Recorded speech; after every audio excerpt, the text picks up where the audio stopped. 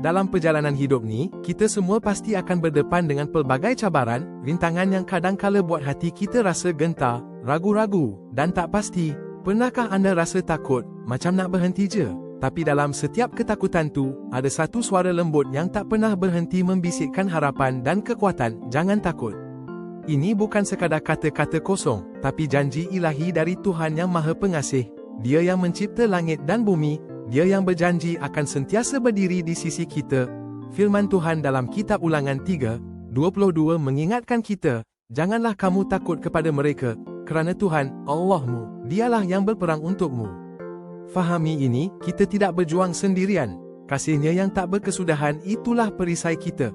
Dengan Dia di sisi, setiap langkah kita tak akan kesepian.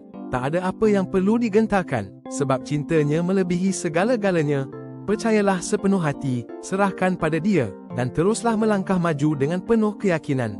Biarlah cahaya kasih-Nya menerangi jalan kita.